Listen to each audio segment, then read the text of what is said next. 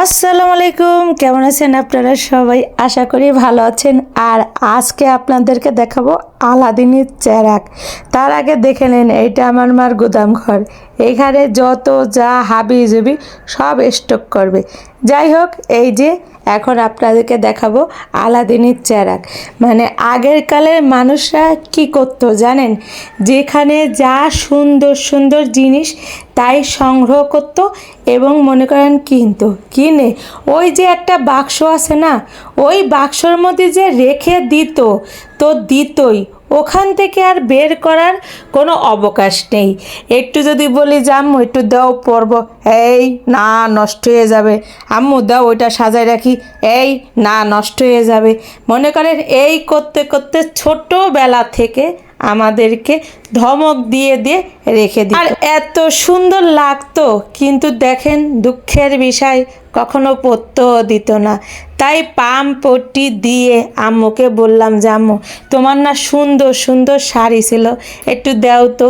ওইগুলো সেই ছোট্টবেলা থেকে দেখে আসতেছি, রেখে দিছো। তো আম্মুকে পাম পট্টি দিয়ে অনেক কষ্ট করে রাজি করিয়ে অবশেষে আম্মুর বাক্সটা খুললাম। এই দেখেন রং বেরং শাড়িগুলো দেখলে কিন্তু বুঝবেন অনেক সুন্দর, তাই না? আর এই দেখেন আমার দাদা হজ থেকে আনছিল, এইটা আমার আব্বুকে দিছিল। অনেক সুন্দর না?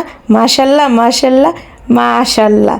যাই হোক, আর এই যে শাড়িগুলো দেখলেই বুঝবেন অনেক সুন্দর শাড়ি, কিন্তু অবশ্য এগুলোর এখন চল নাই। আর ওই সময়কার এই শাড়িগুলো অনেক সুন্দর ছিল। তো এখন আম্মুকে পামপট্টি দিয়ে বের করে কি হবে বলেন? এখন আমি আর নিব না। তাই তো আমাকে বকাবকি করতেছে যে তোর জন্য বের করলাম, তুই নিবি না। কি করব বলেন? ওইগুলো এখন আমার আর হবেও না, আমার বেরোও আসতেছে না। মানে আম্মু তো ওই সময় শুকনা ছিল, আর আম্মুর শাড়িগুলো খুব সুন্দর, কিন্তু সুন্দর হলে কি হবে? এখন যদি আমার না হয় তাহলে আমি নিয়ে কি করব? আর প্রত্যেকটা শাড়ি কিন্তু খুবই খুবই সুন্দর। জানি না আপনারা দেখে বুঝতেছেন কি না, সেই আমলে এত দাম দিয়ে দিয়ে শাড়িগুলো কিনছে, আর এখন দেখেন মাশাল্লাহ অনেক সুন্দর। প্রত্যেকটা শাড়ি কিন্তু আমি ছোটবেলা দেখতাম আর আফসোস করতাম। ওই যাই নামাজটা তুমি নিয়ে যাও, শহীদ নামাজ পড়ার লেগে এইলো, তুমি আমার বাপেরে তুমি দিলে আনে, সে তারে আল্লাহ নিয়ে গেছে। আল্লাহ তারে নিয়ে গেছে, তাহলে আর আমি রাখো কি একটু শহীদ নামাজ। সেই ঐতিহ্যবাহী চাদর, এই চাদর আম্মু বাসর রাত্রে এই চাদর বিছাই দিত আম্মু। সব আমরা ভাই বোন এই চাদর ইন্ডিয়াতে নিয়ে আইলো সবার। এটাই এমনি বিছাই না, শুধু যার বিয়ে হয় তখন এই চাদরটা বিছাই দিত। এই চাদরটা অনেক সুন্দর, এটা বহু বছর আগের। আর এই যে সেই ঐতিহ্যবাহী শাড়ি, আমার মার বিয়ের শাড়ি, এর ঘিরান পাওয়া যাবে। এই ঘিরান শুকলে আমার বাবার ঘিরানও পাওয়া যাবে এই শাড়িটি। বউ বহু ঐতিহ্যবাহী শাড়ি আমার মার। এই যে বিয়ে তখনকার সময় এইগুলোই চলতো বিয়ের শাড়ি হিসেবে। এই যে আমার মার বিয়ের শাড়ি, এটা এই যে। আর ও বকতেছে আমাকে, ও শুধু বকে আমাকে। হ্যাঁ, এই যে শাড়ি আমি কইছি, এই যে আন গুছানো হয়ে যাচ্ছে। এই যে আগে ছিল আইলনো জুইলনো, এখন গুছানো হয়ে গেল। তোর মা কোনো কাজ করে ফাঁকি দেয় আর কতদিন বলো, চলে যাব তোমাদের ছেড়ে। আর এই আমার সেই উল্লা ওগো সাথী আরে আগে শোন, আর না সে যখন বিয়ে হয় তখন তো সিকুন চাকনির বিয়ে হয় খালি মা।